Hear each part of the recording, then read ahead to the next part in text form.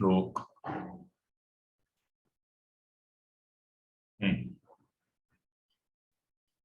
वसुदेव सुतं देवं कंस चाणूरमर्दनं देवकी परमानंदं कृष्णं वंदे जगद्गुरु। अजोऽपि सन् व्यायात्मा भूतानामीश्वरो अपि सन् प्रकृतिं स्वामधिष्ठाय सम्भवाम्यात्ममायया। यदा यदा हि धर्मस्य ग्लानिर्भवति भारत अभ्युत्थानमधर्मस्य तदात्मानं सृजाम्यहम्। परित्राणाय साधूनां विनाशाय च दुष्कृताम् धर्म संस्थापनार्थाय संभवामि युगे युगे। जन्म कर्म च मे दिव्यमेवं यो वेत्ति तत्त्वतः त्यक्त्वा देहं पुनर्जन्म नैति मामेति सोऽर्जुन। वीतरागभयक्रोधा मन्मया मामुपाश्रितः बहवो ज्ञानतपसा पूता मद्भावमागतः। वसुदेवसुतं देवं कंसचाणूरमर्दनं देवकी परमानंदं कृष्णं वंदे जगद्गुरुं। श्री कृष्णं वंदे जगद्गुरु। नहीं है मेरा यह संसार, ना है ये मेरे लिए, सभी हैं कृष्ण के तभी तो प्यारे हैं वे सदा। मेरे तो हैं कृष्ण केवल, दूसरा न कोई, जैसा भी हूं उन्हीं का हूं, शरण में हूं उनकी सदा। सुख है दुख नहीं है जग में, सिर्फ है परिस्थितियां, है सभी प्रसाद प्रभु की, लौ लगे कृष्ण से ही सदा। हरे कृष्णा हरे कृष्ण। आप सभी वैष्णव वृंदों के चरणों में मेरा दंडवत नमन स्वीकार करें। हरे कृष्ण। आइए हम लोग आज का अपना नियमित अध्ययन 13वां श्लोक, कल हमने इसका वाचन जरूर प्रारंभ किया था लेकिन व्याख्या सहित हम आज लेंगे। इसका एक बार संबंध पुनः वापस देख लेते हैं कि जिस प्रकार कर्मयोग में कर्मों का अपने साथ संबंध नहीं रहता, ऐसे ही सांख्य योग में भी कर्मों का अपने साथ किंचित मात्र भी संबंध नहीं रहता, और इसका विवेचन आगे भगवान कर रहे हैं। पंचैतानि महाबाहो कारणानि निबोध मे सांख्ये कृतान्ते प्रोक्तानि सिद्धये सर्वकर्मणाम्। महाभाव, हे महाबाहो, कृतांते कर्मों का अंत करने वाले सांख्ये यानी सांख्य सिद्धांत में सर्व कर्मणाम संपूर्ण कर्मों का सिद्धये सिद्धि के लिए एतानि यह 5 कारणानि कारण प्रोक्तानि बताए गए हैं, इनको तुझ मुझ में निबोध मुझसे समझ। पंचितानि महाबाहो कारणानि निबोध में सांख्ये कृतांति प्रोक्तानि सिद्धये सर्व कर्मणाम। ये महाबाहो, कर्मों का अंत करने वाले सांख्य सिद्धांत में संपूर्ण कर्मों की सिद्धि के लिए ये 5 कारण बताए गए हैं, इनको तुम मुझसे समझ। आगे वाले श्लोक में आएंगे 5 कारण। पंचितानि महाबाहो कारणानि, स्वामी जी व्याख्या करते हुए कहते हैं कि हे महाबाहो, जिसमें संपूर्ण कर्मों का अंत हो जाता है, ऐसे सांख्य सिद्धांत में संपूर्ण विहित और निषिद्ध कर्मों के होने में 5 हेतु बताए गए। स्वयं स्वरूप उन कर्मों में हेतु नहीं है। निबोध में, इस अध्याय में भगवान ने जहां सांख्य सिद्धांत का वर्णन आरंभ किया है, वहां निबोध निबोध का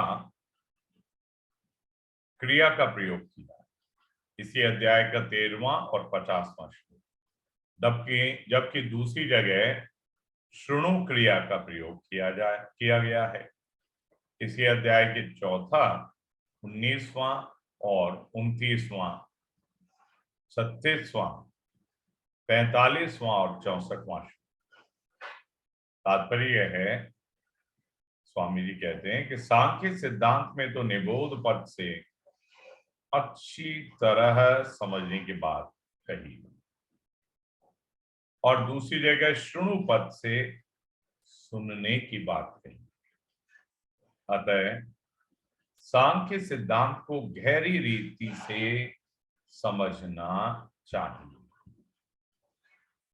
अगर उसे अपने आप स्वयं से गहरी रीति से समझा जाए तो तत्काल तत्व का अनुभव हो जाता है।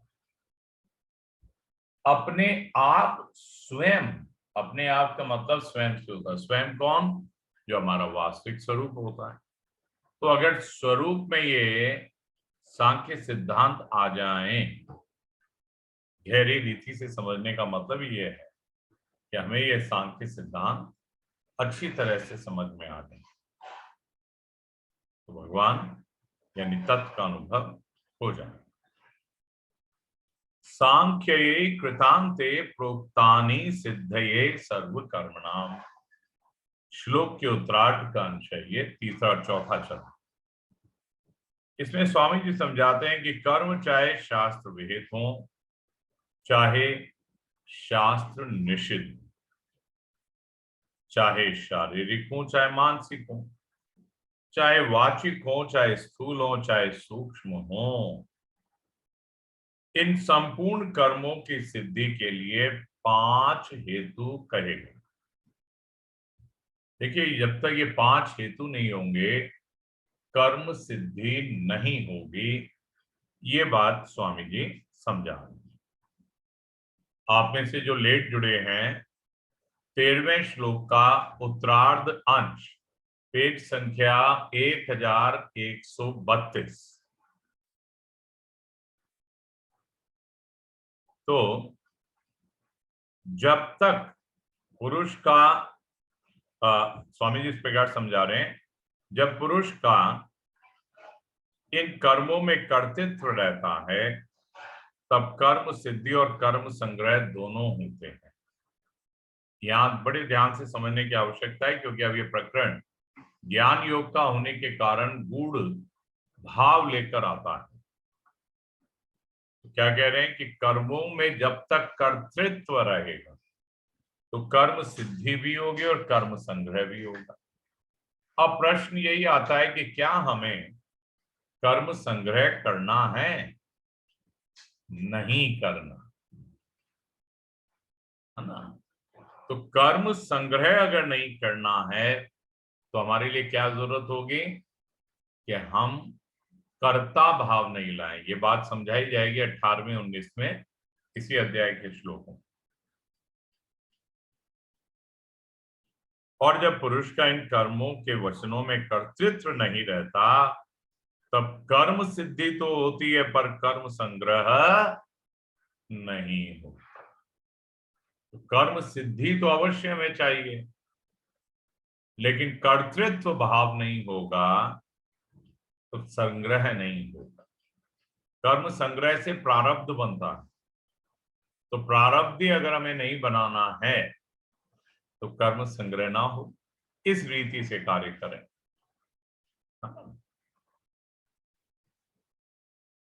तब क्या होगा भाई? अगर कर्म संग्रह नहीं होगा और सिद्धि होगी तो क्रिया मात्र, और क्रिया तो प्रकृति में हो रही है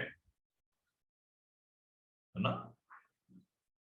हम लोग सबने कल उत्तर भी दिया था कि सारी क्रियाएं प्रकृति में होती हैं। इसलिए जो हमारा वास्तविक स्वरूप है उसके द्वारा कभी कुछ भी नहीं किया जाता। हमारा वास्तविक स्वरूप तो क्या रहता है? अक्रिय रहता है। जैसे संसार मात्र में परिवर्तन होता है, अर्थात नदियां बहती हैं, वायु चलती है, वृक्ष बढ़ते हैं, आदि आदि क्रियाएं होती रहती हैं, परंतु इन क्रियाओं से कर्म संग्रह नहीं होता। अर्थात ये क्रियाएं पाप पुण्यजनक अथवा बंधन कारक नहीं होती। तो क्या इसका मतलब हुआ? तात्पर्य हुआ कि कर्तृत्वाभिमान से ही कर्म सिद्धि और कर्म संग्रह होता है। कर्तृत्वाभिमान मिटने पर क्रिया मात्र में अधिष्ठान, करण, चेष्टा और दैव, ये चार ही हेतु रहेंगे। कौन कौन से? 5 हेतु क्या होते हैं? अधिष्ठान, करण, चेष्टा, दैव और कर्ता। ये 5 कारक होते हैं, कर्म की सिद्धि में ये हेतु होते हैं। इनमें से अगर एक ना हो तो कर्म संग्रह भी नहीं होगा, कर्म सिद्धि भी नहीं।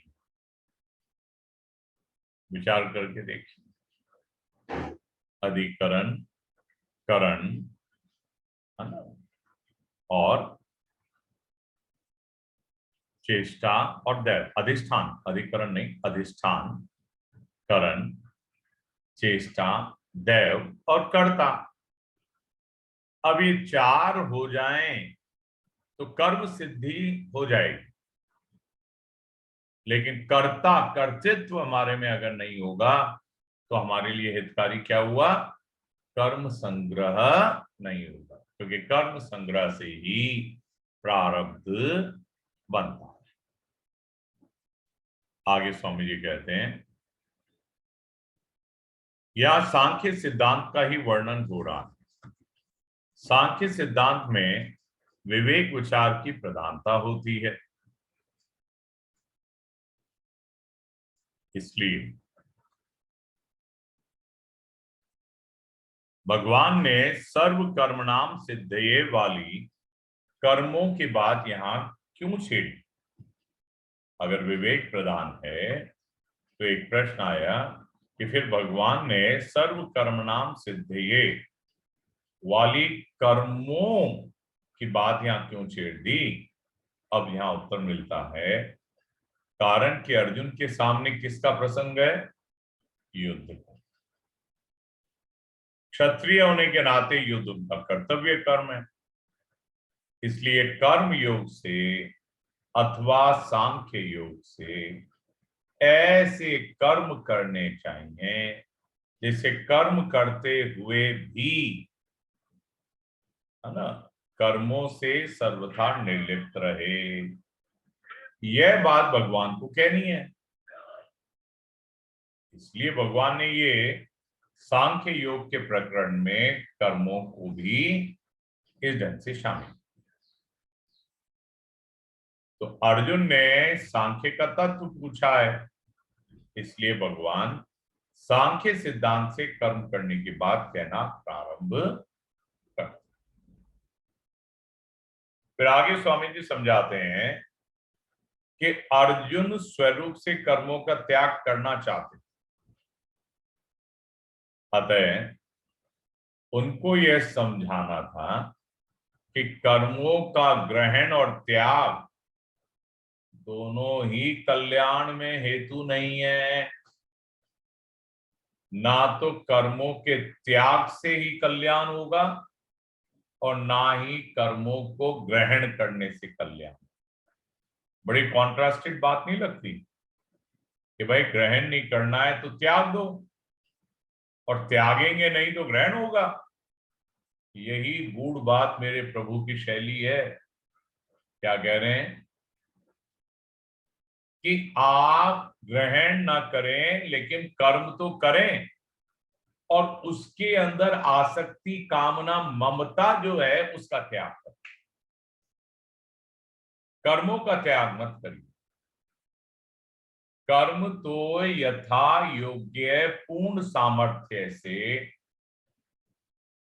करना, लेकिन उनमें जो कामना है, ममता है, सिद्धि के अंदर हमने जो अपना एक आसक्ति भाव छिपा रखा है, ऐसा करूंगा तो ऐसा फल मिलेगा, ऐसा करूंगा तो मेरे बच्चे सुखी रहेंगे, ऐसा करूंगा तो मुझे मान बढ़ाई मिलेगी, ये जो हमारे अंदर छिपी हुई है कामना, ममता, आसक्ति, इसका त्याग, है ना? तो कर्म योग से अथवा सांख्य योग से ऐसे कर्म करने चाहिए जिससे कर्म करते हुए भी कर्मों से सर्वथा निर्लिप्त रहे। यह बात भगवान को कहनी है। तो अर्जुन ने सांख्य का जब तत्व पूछा तो भगवान सांख्य सिद्धांत से कर्म करने की बात कहना प्रारंभ किया यहाँ। अब आगे क्या है कि अर्जुन स्वरूप से कर्मों का त्याग करना चाह रहे हैं। तो यही तो समझाना है हमको कि भाई कर्मों का ग्रहण और त्याग दोनों ही कल्याणकारी हेतु नहीं है। कल्याण में हेतु तो परिवर्तनशील नाशवान प्रकृति से अपरिवर्तनशील अविनाशी अपने स्वरूप का संबंध विच्छेद, जो हमारा स्वरूप है अविनाशी अपरिवर्तनशील, तो इस स्वरूप को हम कैसे इससे इस प्रकृति जो परिवर्तनशील है, प्रकृति में ये सब पदार्थ क्रियाएं चल रही, इससे हम अपना संबंध विच्छेद कर लें। तो इस संबंध विच्छेद की दो प्रक्रियाएं बताई हैं भगवान ने, या तो भाई कर्मयोग के हिसाब से कर ले या सांख्य योग। तो कर्मयोग तो फल अर्थात ममता का त्याग है और सांख्य योग अहमता का त्याग है। परंतु ममता के त्याग से अहमता का त्याग हो जाएगा और अहमता के त्याग से ममता का त्याग हो जाता स्वतः ही। कारण कि अहमता भी में ममता होती है। जैसे मेरी बात रहे, मेरी बात कट ना जाए, ये मैंपन के साथ भी मेरापन है। मेरी बात रहे, मेरी बात कट ना जाए, तो मैंपन भी है और ममता भी है, मेरापन। इसलिए ममता यानी मेरापन को छोड़ने से अहमता मैंपन छूट जाती है। नीचे विशेष बात का यहाँ उल्लेख है, हम सब ध्यान से उस बात पे अपना ध्यान लगा लें। साक्षात परमात्मा का अंश होने से इस जीव की परमात्मा के साथ स्वतः सिद्ध आत्मीयता है। उस परमात्मा से विमुख होकर जीव ने अहमता के साथ ममता कर ली,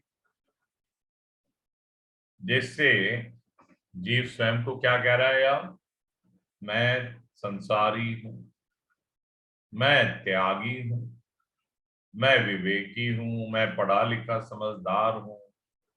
ऐसा व्यक्तित्व यानी मैंपन उसे प्रिय लगता है और यह छूट ना जाए इसका भाव लगता है। तो यह अहमता के साथ ममता हो गई ना, है ना। एक तो मैंपन और छूट ना जाए ये ममता। अब इसका त्याग करने के लिए कर्मयोग में क्या कहा गया है, मेरा कुछ नहीं है और मुझे कुछ नहीं चाहिए और मेरे लिए कुछ नहीं करना है। मेरा कुछ नहीं है, मुझे कुछ नहीं चाहिए और मेरे लिए कुछ नहीं करना, ये तीन बातें हो जाए तो कर्मयोग हो गया।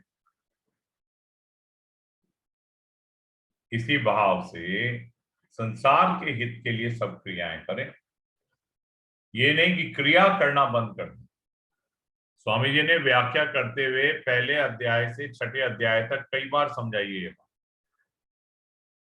कि हम क्रियाओं का त्याग, कर्मों का त्याग तो कर ही नहीं सकते। आगे भी कई जगह उल्लेख किया। जो हम कर सकते हैं वो सिर्फ क्या है, कर्मों में आसक्ति, ममता मैंपन, संग, कर्मों का संग और कर्मों में मैंपन, ये हम त्याग सकते। इसी भाव से संसार के हित के लिए सब क्रियाएं करें, कारण कि कर्म का संबंध पर के प्रति है, स्वयं के प्रति। कर्म का संबंध पर, संसार, स्वयं, स्वरूप, परमात्मा का अंश। तो पर के साथ कर्मों का संबंध है, स्वयं के साथ नहीं, क्योंकि स्वयं की तो कोई आवश्यकता ही नहीं है।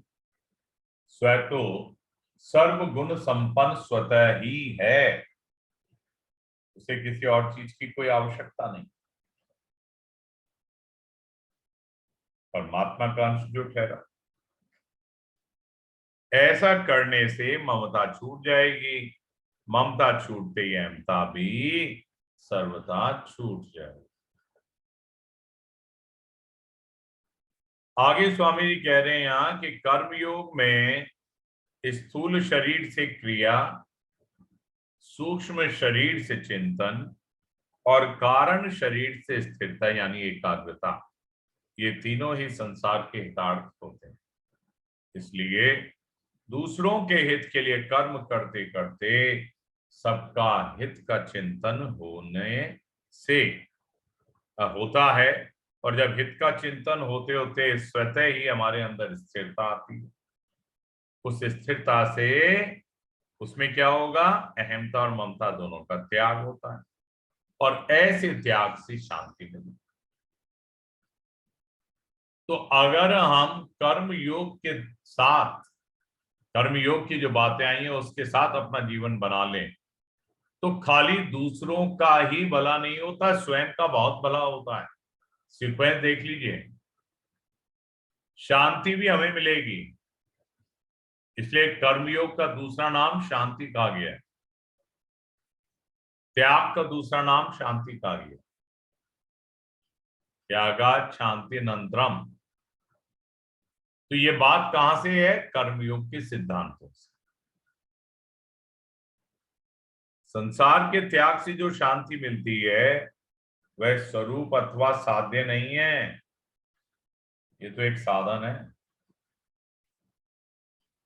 योगारूढ़स्य तस्यैव शमः कारणमुच्यते, छठे श्लोक का तीसरा।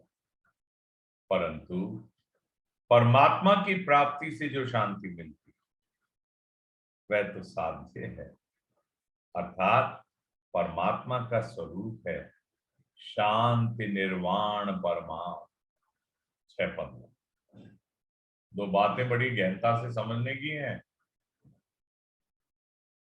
अगर हम कर्म योग या ज्ञान योग यानी संसार के त्याग, संसार के त्याग का मतलब क्या हुआ, संसार में ममता कामना आसक्ति का त्याग, तो उससे शांति मिलेगी। लेकिन ये साधन शांति,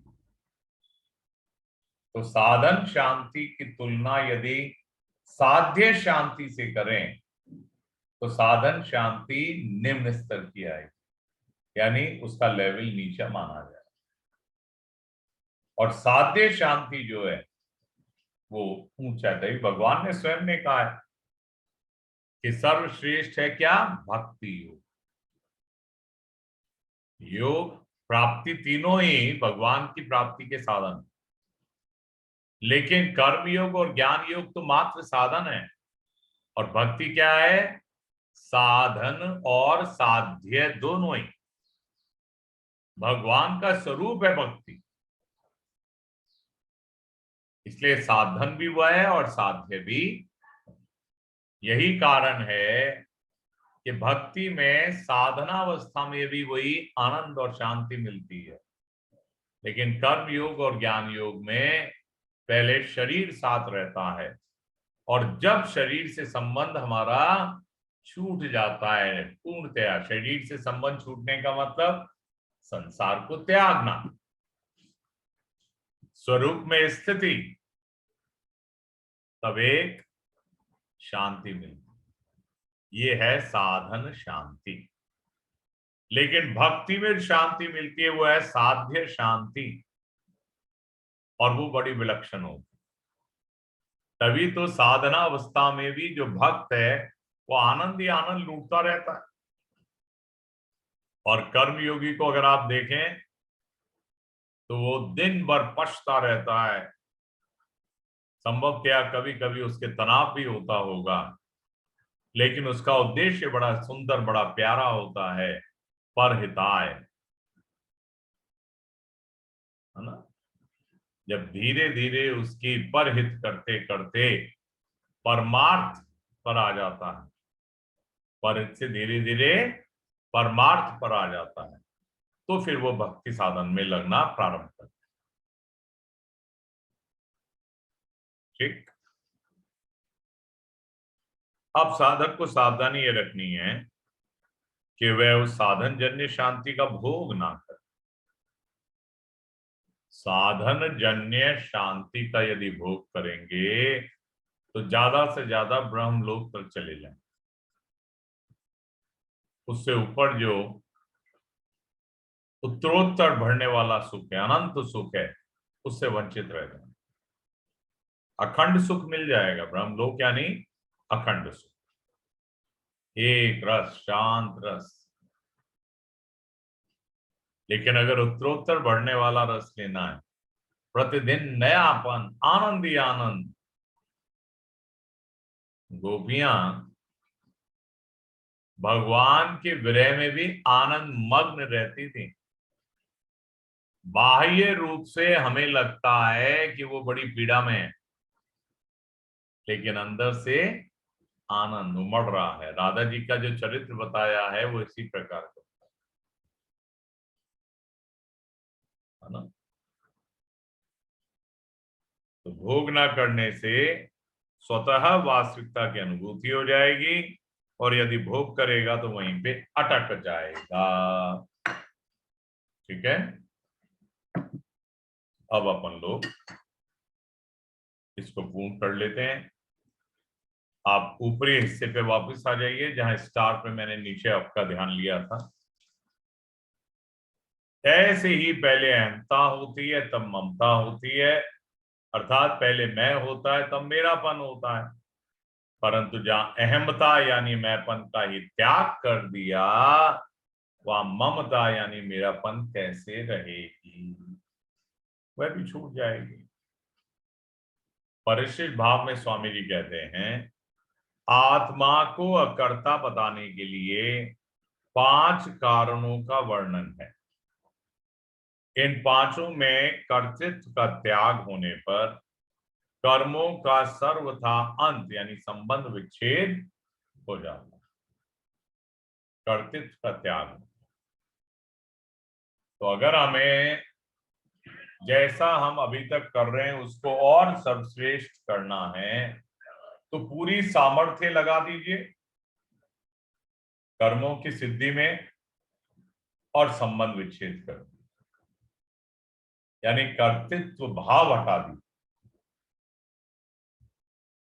मैं कुछ नहीं करता, मुझे कुछ नहीं चाहिए, मुझे मेरे लिए कुछ नहीं,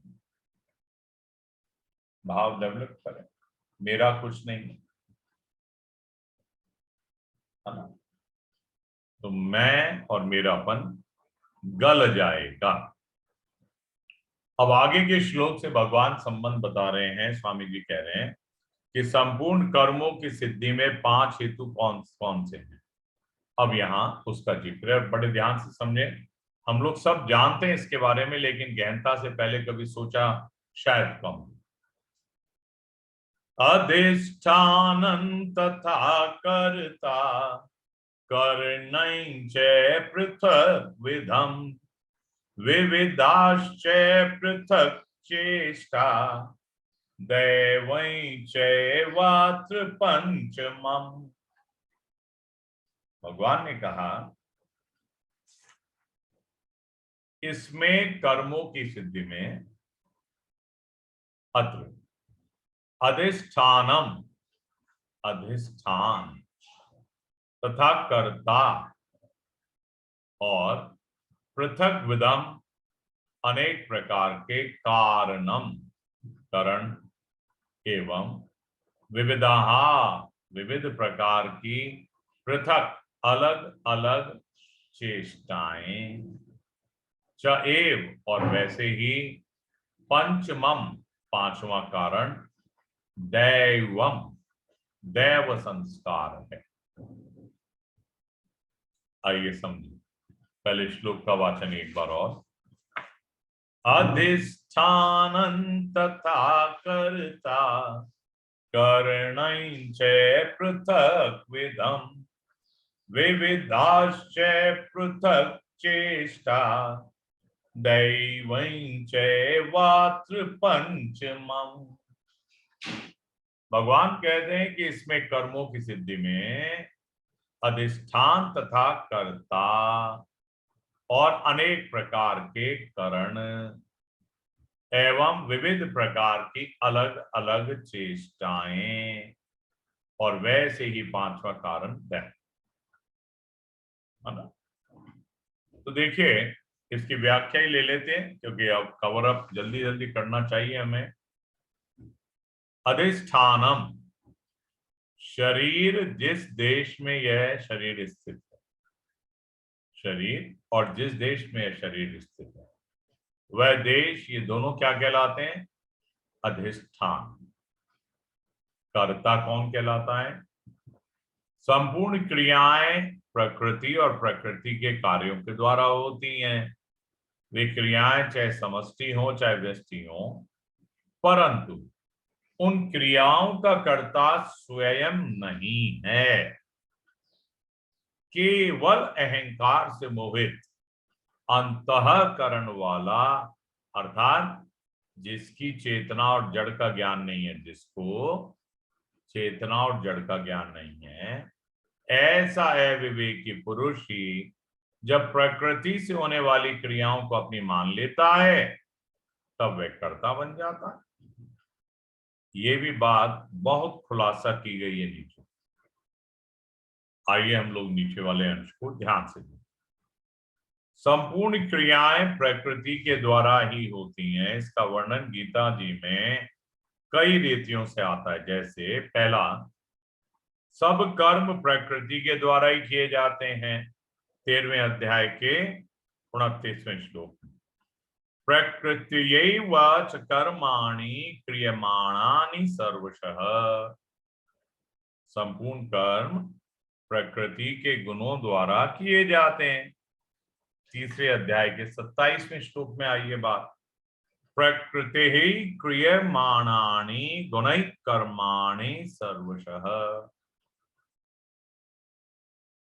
दूसरी बात, गुण ही गुणों में बरतते हैं, गुणा गुणेषु वर्तन्ते, 3:28। दृष्टा गुणों के सिवाय अन्य किसी को करता नहीं देखता। नान्यं गुणभ्यः कर्तारं यदा दृष्टानुपश्यति, 14:19। तीसरी बात, सब इंद्रियां अपने अपने अर्थों यानी विषयों में बरतती हैं। इंद्रियाणि निन्द्रियार्थेषु वर्तन्ते, 5वें अध्याय के 9वें श्लोक। और यहाँ 18-14 में कर्मों की सिद्धि में अधिष्ठान आदि 5 हेतु बताए गए। तो अलग अलग जगह पे अलग अलग तरह से स्वामी जी ने हमें समझाया है कि भगवान ने ये कहा है।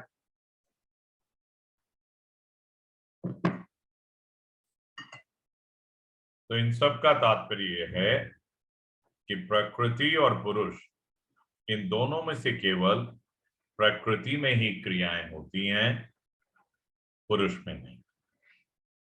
प्रकृति के साथ तादात्म्य करने से ही पुरुष इन क्रियाओं को अपनी मान लेता है।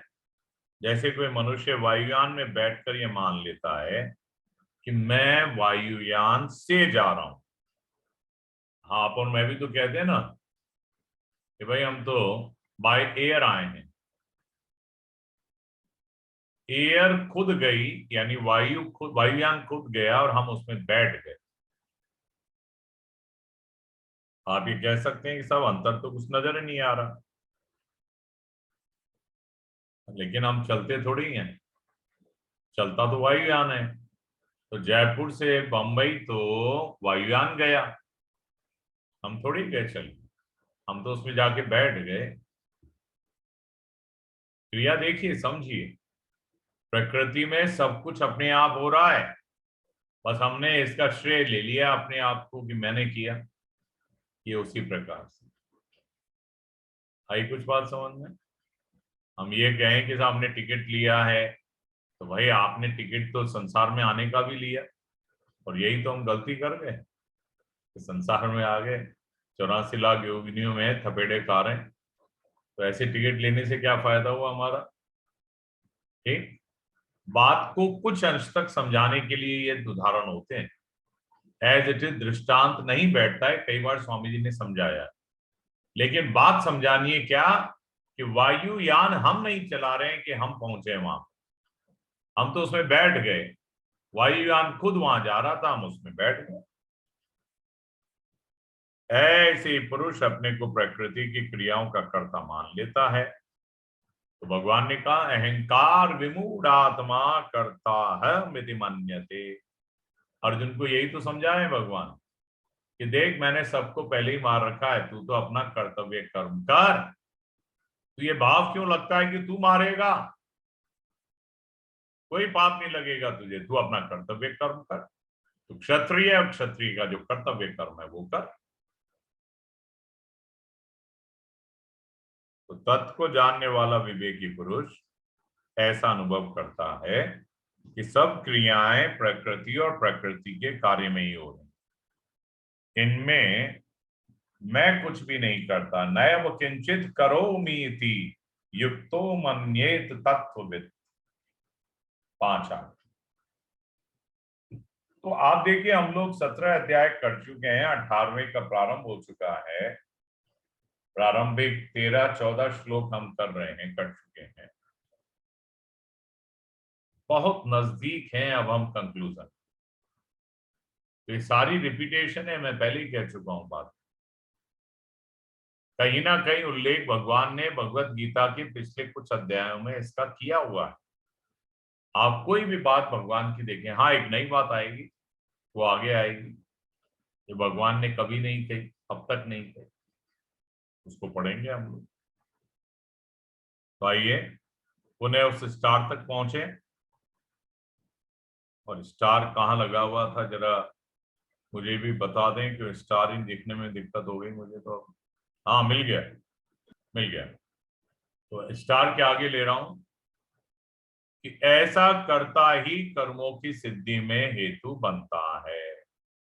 जो जबरदस्ती क्रियाओं से चेप हो जाता, ये हमारे अंदर जो भाव रहता ना, साहब मैं नहीं करता तो कुछ नहीं होता। पुष्पा जी, मैं अगर नहीं संभालूं तो सब बिगड़ जाए हालात, ये भाव जब आने लगता है तो इसमें मैंपन, कर्तापन, और फिर उससे जो हानियां हैं, स्वयं की हानियां, वो आने लगता है ना। अब बात यहीं पे है वापस, तो मैं करना छोड़ दूं, भगवान ने ये कहा है क्या? क्यों वंदिता जी, कहा है क्या भगवान ने कि मैं करना छोड़ दूं? फिर तो मैं नहीं करता तो कौन करता है? तो यही बात तो समझा रहे पूरी गीता में भगवान, कि तू अपनी पूरी सामर्थ्य से कर, लेकिन ये मान के चल कि ये हो रहा है प्रकृति के द्वारा भगवान की अध्यक्षता। इसमें मैंपन मतला जिससे तेरा भला हो सके। करणं च पृथक विदम, कुल 13 करण है, समझिए कौन कौन से हैं। 5 तो ज्ञानेन्द्रियां, 5 कर्मेंद्रियां, और मन बुद्धि अहंकार, ये 3 अंतःकरण, 10 बहिकरण, 3 अंतःकरण, कुल मिला के 13। पाणी पाद वाक उपस्थ और पायु, ये 5 कर्मेंद्रियां। श्रोत्र चक्षु त्वक रसना घ्राण, ये 5 ज्ञानेन्द्रियां। ये 10 बहिकरण है, तथा मन, बुद्धि और अहंकार, ये 3 अंतःकरण है। विविधाश्च पृथक चेष्टा। अब प्रयुक्त 13 करणों को अलग अलग चेष्टाएं होती हैं। जैसे पाणी, हाथ, हाथ का क्या काम है? आदान प्रदान करना। पाद, पैर, आना जाना, चलना फिरना। वाक, बोलना। उपस्थ, मूत्र का त्याग करना। पायु, गुदा, मल का त्याग करना। श्रोत्र, सुनना। चक्षु, देखना। त्वक, स्पर्श करना। रसना, चखना। घ्राण, सूंघना। मन, मनन करना। बुद्धि, निश्चय करना। अहंकार, मैं ऐसा हूं आदि अभिमान कर। कोई डाउट किसी को यहां तक? है ना, अपने आप में सब क्लियर। दैवं चैवात्र पंचमम। अब कर्मों की सिद्धि में 5वें हेतु का नाम क्या है? दैव। यहां दैव सा शब्द जो है, वो नाम जो है, वो संस्कारों से संबंधित। तो मनुष्य जैसा कर्म करता है वैसा ही संस्कार उसके अंतःकरण पर पड़ता है। शुभ कर्म का शुभ संस्कार, अशुभ का अशुभ संस्कार। वे ही संस्कार आगे कर्म करने की स्फूर्णा भी पैदा करते हैं।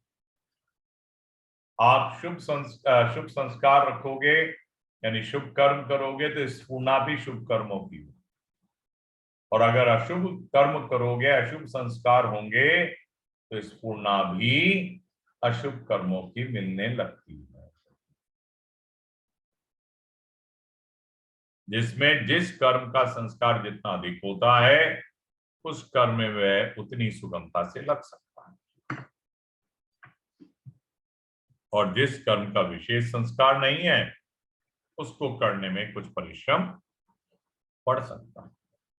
इसी प्रकार मनुष्य सुनता है, पुस्तकें पढ़ता है, विचार भी करता है, तो वे भी अपने अपने संस्कारों के अनुसार ही करता। तात्पर्य क्या हुआ भाई इन सब बातों का? तो स्वामी जी कहते हैं कि मनुष्य के अंतःकरण में शुभ और अशुभ जैसे संस्कार होते हैं, उन्हीं के अनुसार कर्म करने की स्फूर्णा होती है।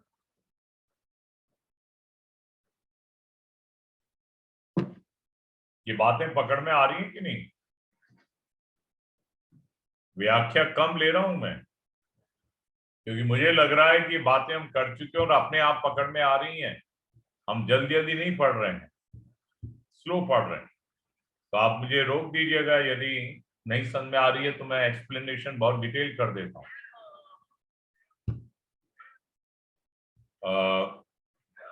अलका जी, समझ में आ रही है बातें यहाँ? आ रही। वंदिता जी, ओके। नलिनी जी, आ रही। चलिए सर, आगे बढ़ो।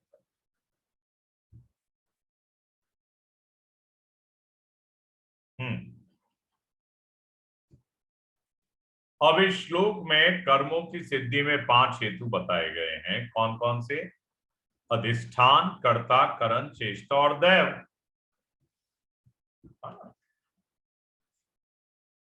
इसका कारण क्या है? कि आधार के बिना कोई काम नहीं किया जाएगा, इसलिए अधिष्ठान पद आया। भाई, किसी भी काम को करने के लिए आधार चाहिए कि नहीं?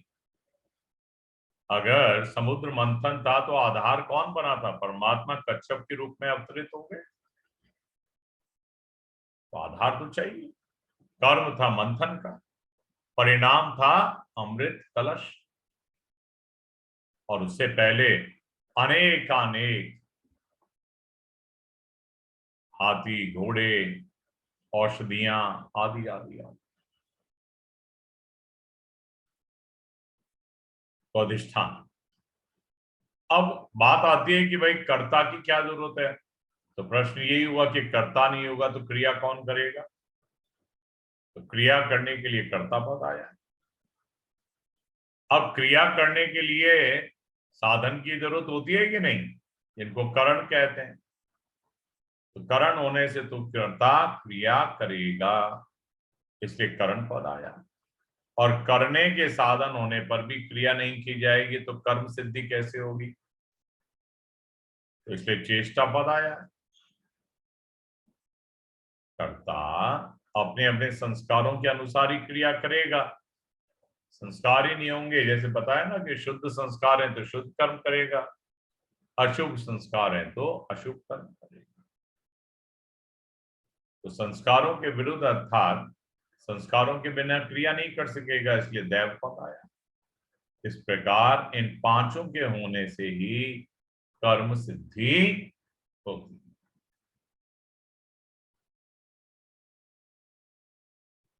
अब परिचित भाव में स्वामी जी फिर समझा। कर्ता यानी अहंकार अपरा प्रकृति है और जीव परा प्रकृति है। जीव का संबंध सहजातीयता परमात्मा के साथ। हम जो हैं, हमारा संबंध हमारे सहजातीय परमात्मा के साथ, क्योंकि हम अपरिवर्तनशील है और अपरिवर्तनशील परमात्मा है।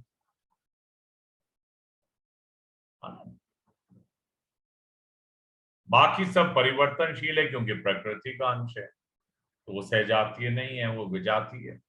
और विजातीय से हमारा कोई संबंध नहीं है। भूल यही है कि हमने उसी से संबंध जोड़ा। क्या भूल है कि अहंकार के साथ संबंध जोड़कर अपने को कर्ता मान लिया।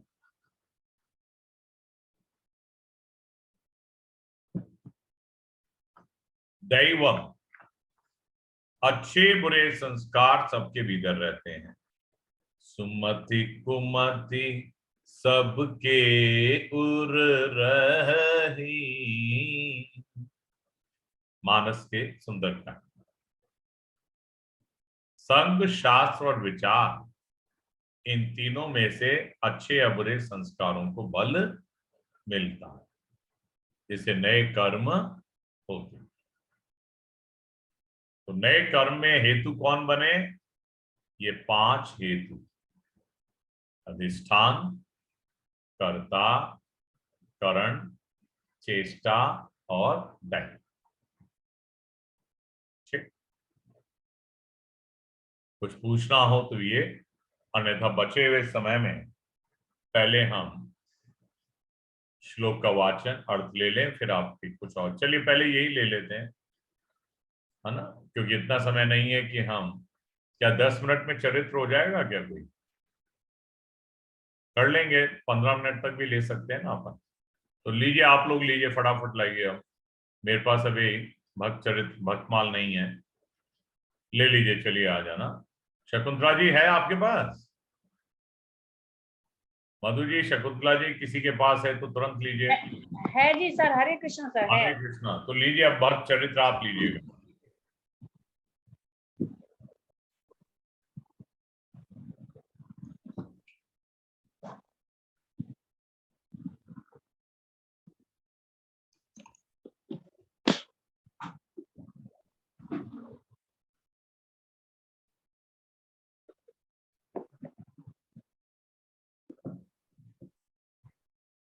ओम परमात्मने नमः। ओम नाभादासाय नमः।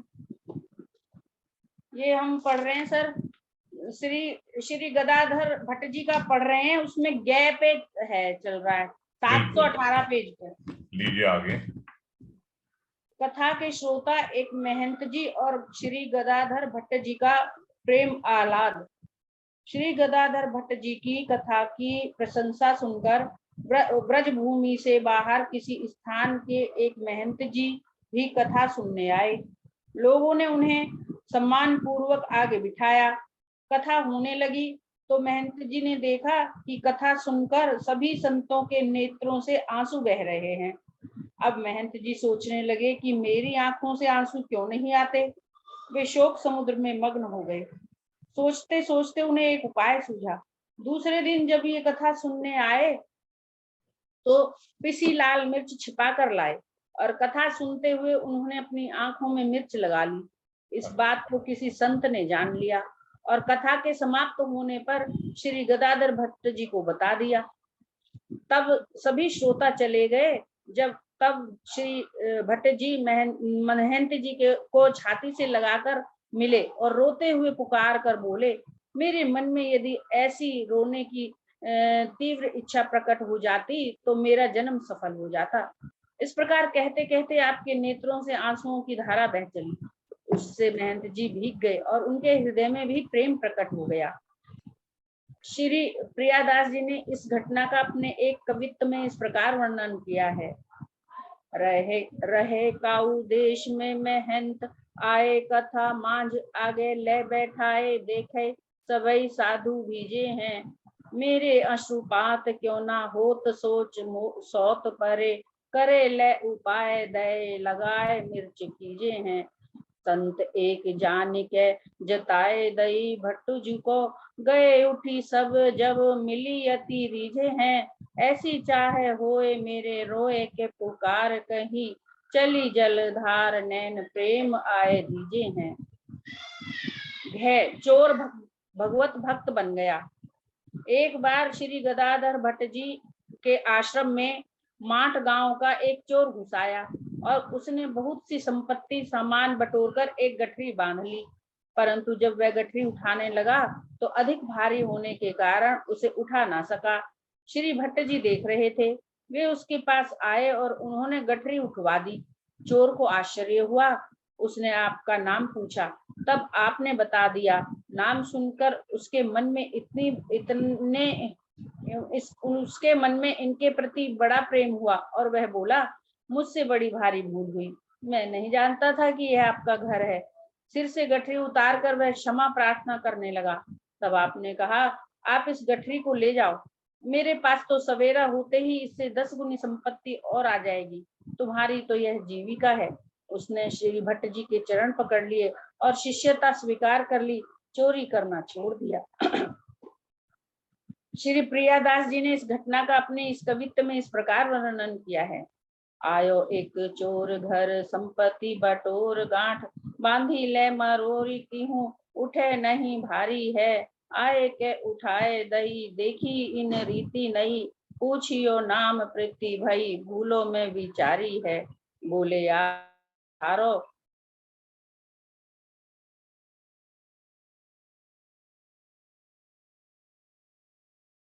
शकुंतला जी आप म्यूट हो गई थी। आगे धरो आने के उपाय करो, रहे समझाए भयो, शिष्य चोरी टारी है। श्री गदाधर भट्ट जी का भक्त भाव। अब यहाँ एक भाव देखिएगा।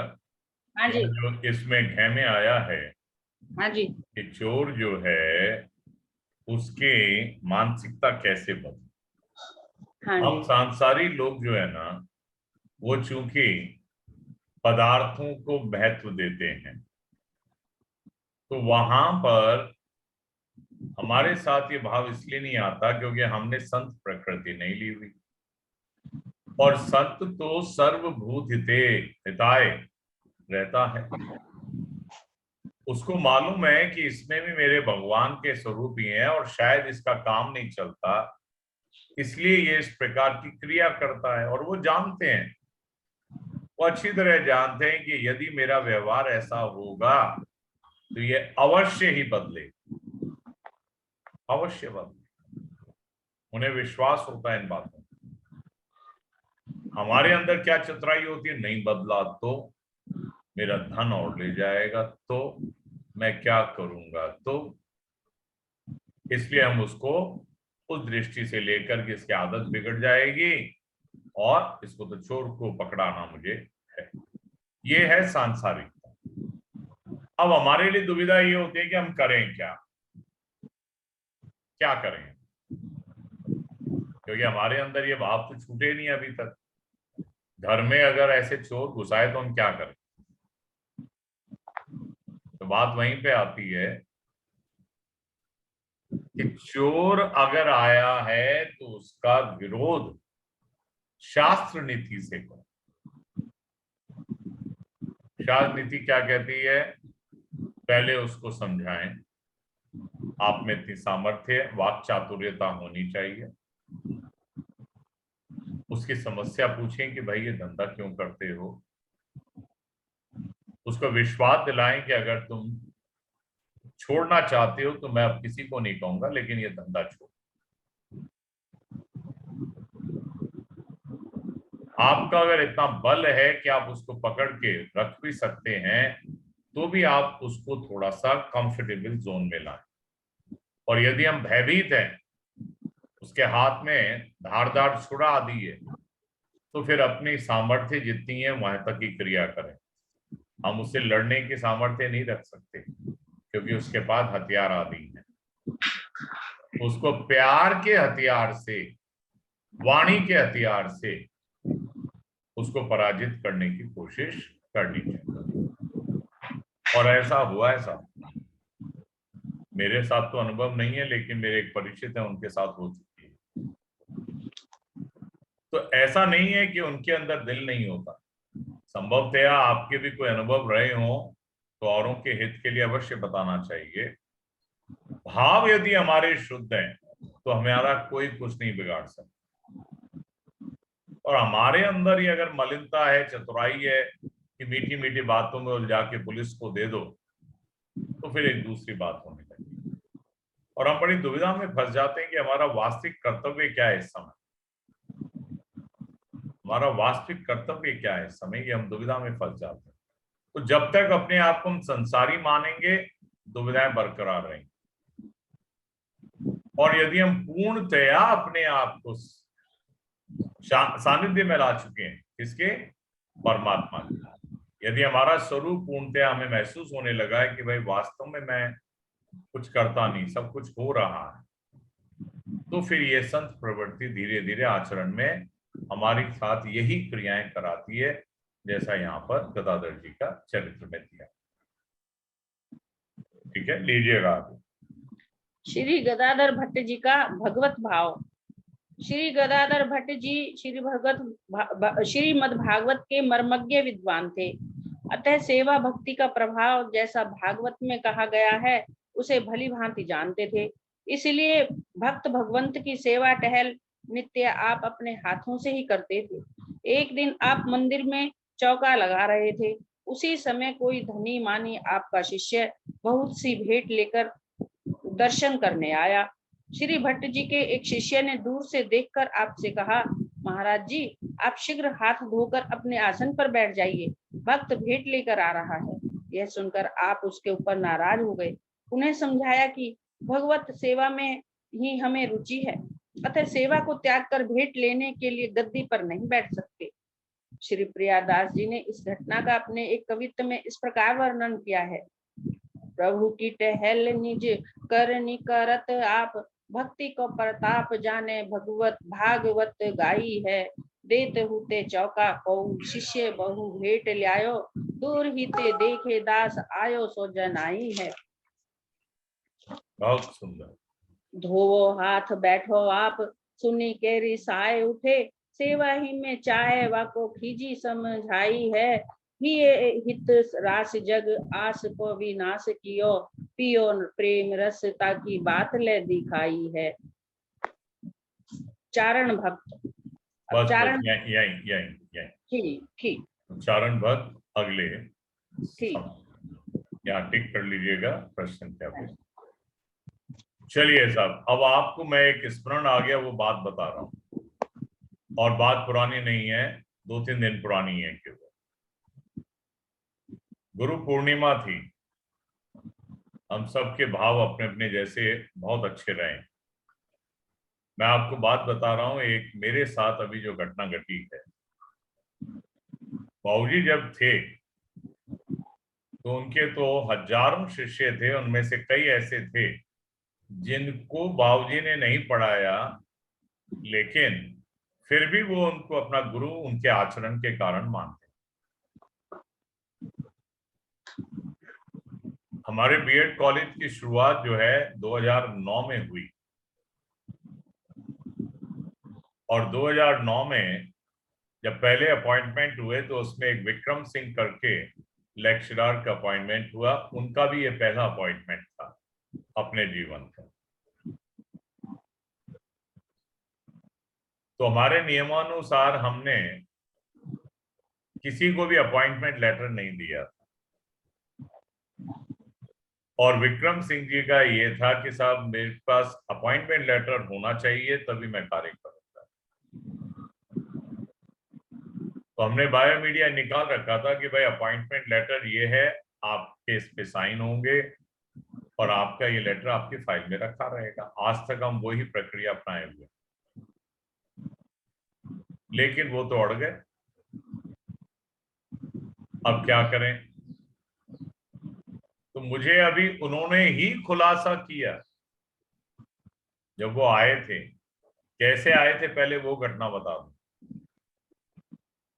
हर वर्ष कोविड के 2 साल छोड़ दीजिएगा,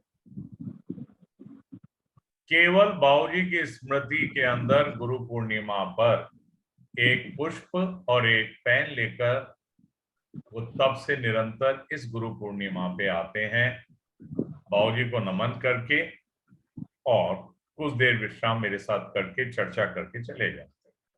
मैं भी उनको जानता हूं क्योंकि मैंने अपॉइंटमेंट के टाइम पे ही सारी कार्रवाई की, लेकिन उनके भावों को मैं आज नमन करता हूं। जब वो आए तो मैंने कहा, अरे विक्रम जी क्या बात है भाई, आप तो बिल्कुल कि गुरुजी आज तो जो है एक बड़ी विलक्षण अनुभूति तो थी, लेकिन साथ ही साथ दुविधा में भी था कि कैसे पहुंचूंगा। क्यों, क्या हुआ कि साहब मैं नीम का थाना में हूं और करीब करीब 3 घंटे लग जाते हैं मुझे वहां से यहाँ अपने साधन से आने में। और आज जितनी समस्याएं मेरे साथ थी मुझे लग रहा था कि आज मैं नहीं निकल पाऊंगा, लेकिन मेरा अटूट विश्वास, वो भी कृष्ण भक्ति मान के चले आप, उनके खानदान जो है उनमें बहुत सारे लोग स्वामी राम सुखदास जी के सानिध्य में रहे हैं।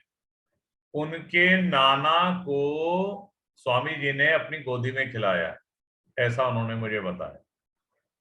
और आज भी उनके स्वयं के मामा और उनके मामा ससुर दोनों स्वामी जी की जो जन्म स्थली बीकानेर में है, वहां आश्रम है, उस आश्रम को संभालते हैं।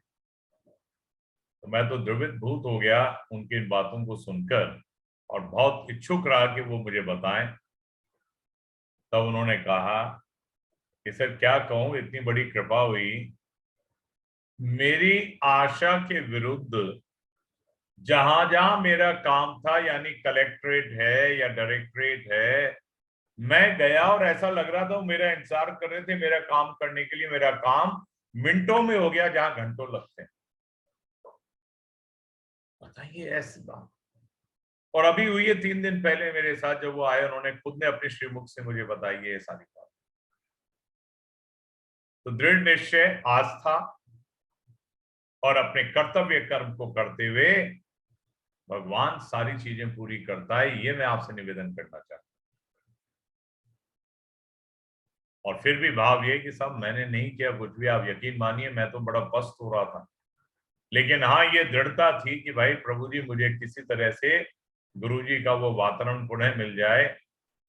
मैंने कहा विक्रम जी आपको मेरा नमन है, बल्कि कि आपके अंदर ये भाव बरकरार है कि सर मैं कैसे भूल सकता हूँ उस प्रांगण को और सर को, सर का जो सानिध्य मुझे मिला था वहां पर। वो कहते हैं, अपने शब्दों की बात बताते हैं वो कि साहब मैं प्रिंसिपल मैडम जो है उनसे मेरी बनती नहीं थी लेकिन केवल सर ने मुझे बांधा हुआ था। और आपके भी मैं मुलाकात होती थी, लेकिन मैं तो बहुत कम जाता था, मैं स्कूल में ज्यादा रहता था। तो ये भाव उनके अंदर विलक्षण है सर। आज वो काफी ऊंचे पद पे हैं, ना केवल एक बहुत बड़े कॉलेज के प्रिंसिपल हैं, उनके सानिध्य में कई बच्चे हैं, लेकिन उनके स्वयं के कितने प्रबल भाव हैं, परमात्मा के कितने नजदीक हैं। और स्वामी जी के तो उन्होंने दर्शन किए हैं कि साहब हम तो बहुत बार स्वामी जी से मिले हैं, दर्शन किए, उनसे लाभ लिए। तो जो वो मुझे पास बैठना चाह रहे थे 15-20 मिनट, स्वामी जी का जिक्र आते आते और चर्चाएं होते होते हमें 1.5 घंटा लगा। अंत में हार कर, देखिए वो नहीं बोले, मुझे ही ये कहना पड़ा कि भाई विक्रम जी मैं माफी चाहता हूं, आपको पहुंचना लेट हो जाओगे, कि साहब मैं हिम्मत नहीं कर सकता आपसे अनुमति लेने। मैंने कहा आपने मुझे बताया हुआ है, आप पधारो। तब वो गए अपने स्थान से। तो ये आज भी डेडिकेटेड लोग मौजूद हैं,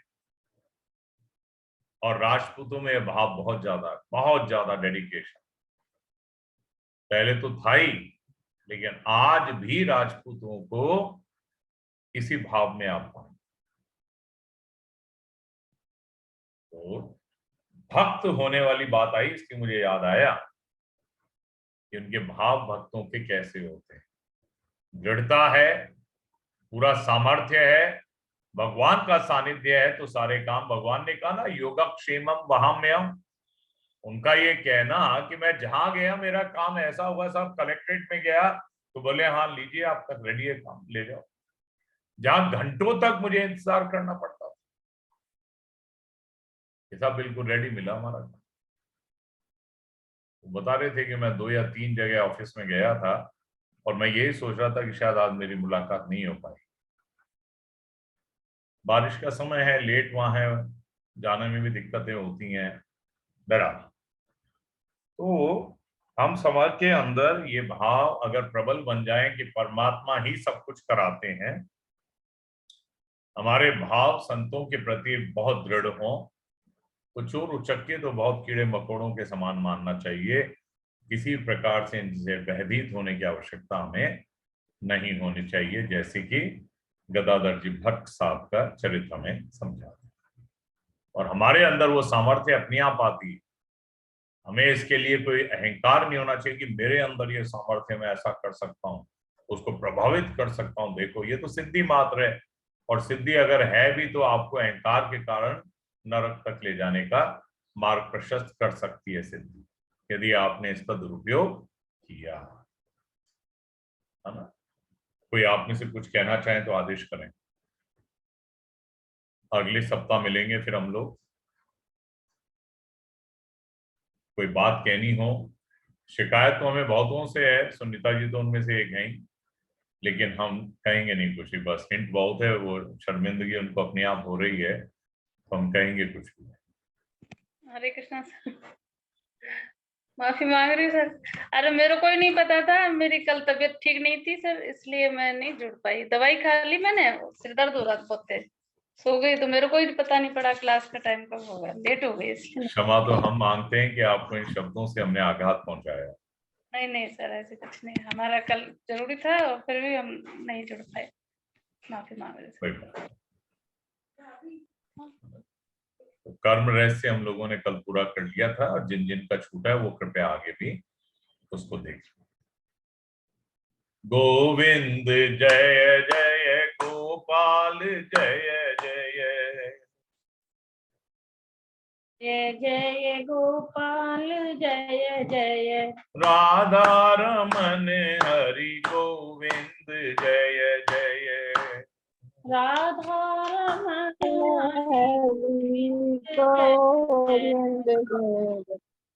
गोविंद जय जय गोपाल जय जय, गोविंद जय जय गोपाल जय जय, राधा रमन हरि गोविंद जय जय, राधा रमण हरि गोविंद जय जय, श्री राधा रमन हरि गोविंद जय जय, राधा रमण हरि गोविंद जय जय। लीजिए रमा जी, हम तो इंतजार करते हैं आपका, लीजिए। नाम संकीर्तनम यस्य, नाम संकीर्तनम यस्य, सर्व पाप प्रणाशनम, सर्व पाप प्रणाशनम, प्रणामो दुःखं नमामि हरिं परम्। प्रणामो दुःखम नस्तम नमामि हरिम परम। बोलो जगदीश स्वामी की जय हो, राधा कृष्ण भगवान की जय हो, राधिका रानी की जय हो, श्यावर रामचंद्र की जय हो, श्री लखन लाल की जय हो, श्री जनक नंदिनी की जय हो, श्री बजरंग बली की जय हो, श्री अपने गुरुदेव स्वामी की, जय हो, शंकर भगवान की, जय हो, सनातन धर्म की, जय हो, अनंत कोटि वैष्णवों की, जय हो, संत समाज की, जय हो, भक्त और भगवान की, जय हो, सत्यनारायण स्वामी की, जय हो, लक्ष्मी नारायण भगवान की, जय हो, संतन की, जय हो, हरि भक्तों की, जय हो, गो माता की, जय हो, धरती माता की, जय हो, गंगा मैया, यमुना मैया, सरस्वती मैया की, जय हो, परम श्रद्धेय श्री राम सुखदास जी महाराज की, जय हो, साधक संजीवनी की, जय हो, बलभद्र जी भगवान, सुभद्रा माता, जगन्नाथ महाप्रभु की, जय हो, अपने अपने गुरुदेव महाराज की, जय हो, आज के आनंद की, जय हो, जय जय श्री राधे, जय जय जय जय श्री राधे, जय जय श्री राधे। आप सभी वैष्णव वृंदों के चरणों में हमारा दंडवत नमन स्वीकार करें। आज के वाचन में यदि हमारे द्वारा कोई त्रुटि रह गई हो तो भगवान श्री कृष्ण और आप सभी हृदय से हमें क्षमा करें। हरे कृष्ण हरे कृष्ण। तो अगले सोमवार हम लोग 18 तारीख को ठीक 5 बजे पुनः मिलते हैं। तब तक रामचरित्र पे ये बहुत प्यारा एक मुझे पकड़ में आई है चौपाइयाँ, तो एज इट इज वो नहीं है लेकिन इसको गायन के रूप में लिया गया है। आप पहुंचाएं, बाली तक पहुंच गए हम। सुग्रीव और हनुमान जी जो हैं उनसे मुलाकात हो गई है, अब ये बाली वाला प्रकरण आ गया। जय जय राम। ओ सिंहासन सुग्रीव बिठाया, मन में वह भारी हर्षाया। बड़ी शानी तो आई है राम, पतित पावन सीताराम।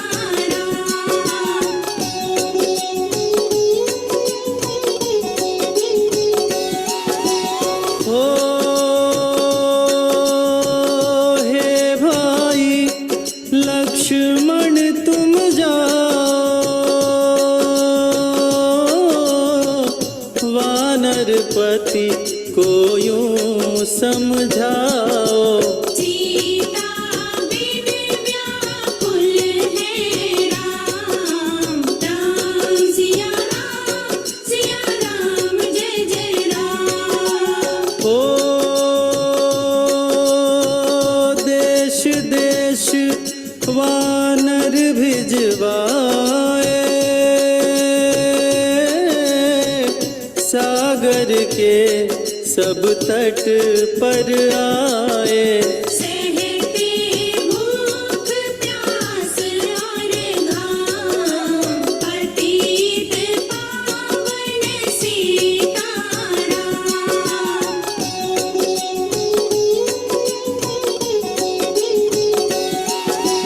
हो संपाति ने पता बताया,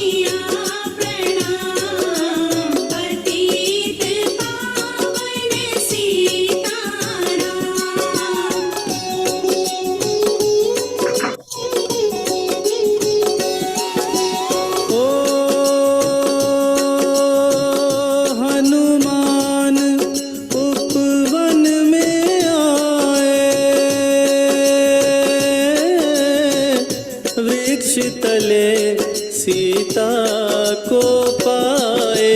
आंसू बरसे आंखों याम, राम सिया राम जय जय राम। ओ रावण संग निशिचरिला के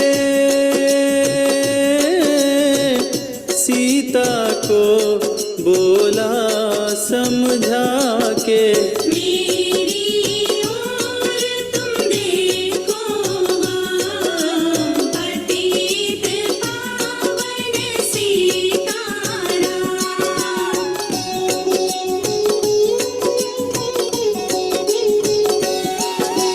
हो मंदोदरी को बना दुदासी,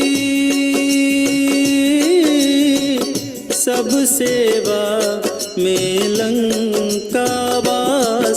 करो भवन चल कर विश्राम, राम सिया राम जय जय राम।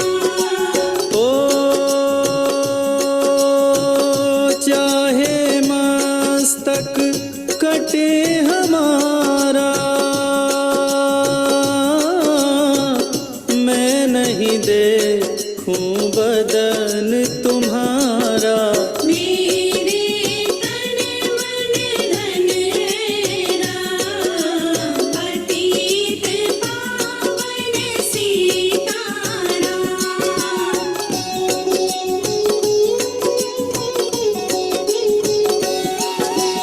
ओ ऊपर से मुद्रिका गिराई, सीता जी ने कंठ लगाई। हनुमान ने किया प्रणाम, राम सिया राम जय जय राम। ओ मुझको भेजा है रघुराया, सागर कूद यहाँ मैं आया। मैं हूँ रामदास हनुमान, पतित पावन सीताराम।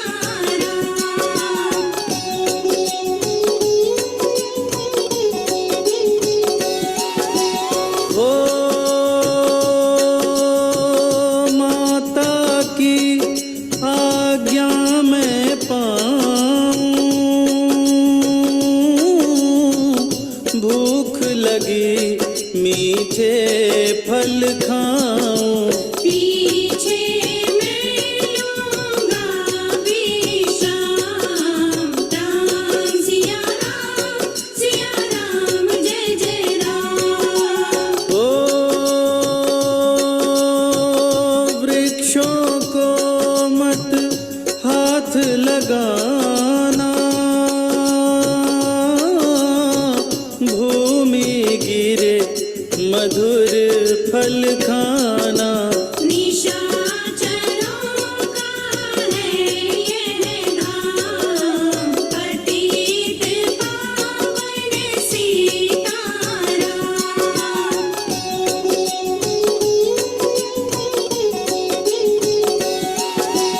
ओ हनुमान ने वृक्ष उखाड़े, देख देख माली ललकारे। मार मार पहुँचाए धाम, राम सिया राम जय जय राम। ओ अक्षय कुमार को स्वर्ग पहुँचाया, इंद्रजीत फांसी ले आया। ब्रह्म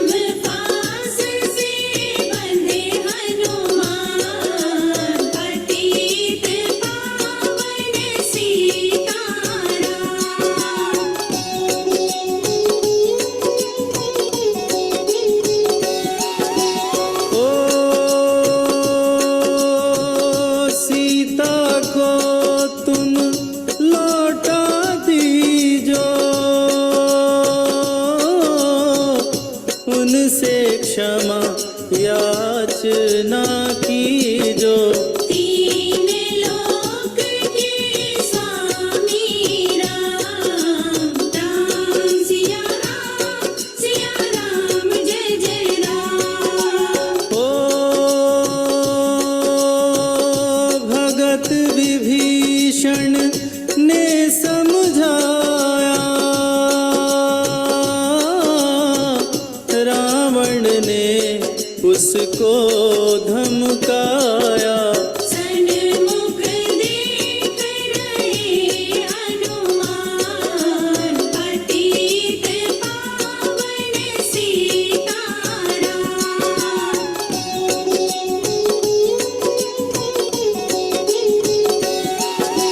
हो रुई तेल घृत वसन मंगाई, पूछ बांध कर आग लगाई। पूछ घुमाई है हनुमान, राम सिया राम जय जय राम। हो सारी लंका में आग लगाई, सागर में जा पूछ बुझाई। हृदय कमल में राखे राम, पतित पावन सीताराम।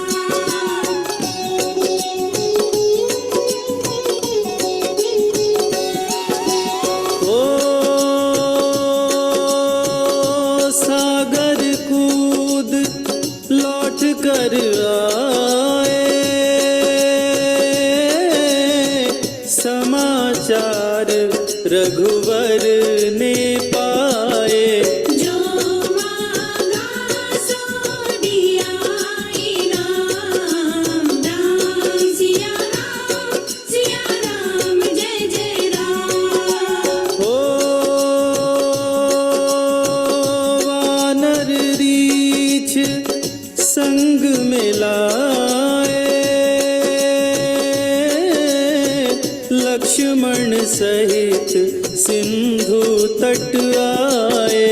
लगे सुखाने सागर राम, पतित पावन सीताराम।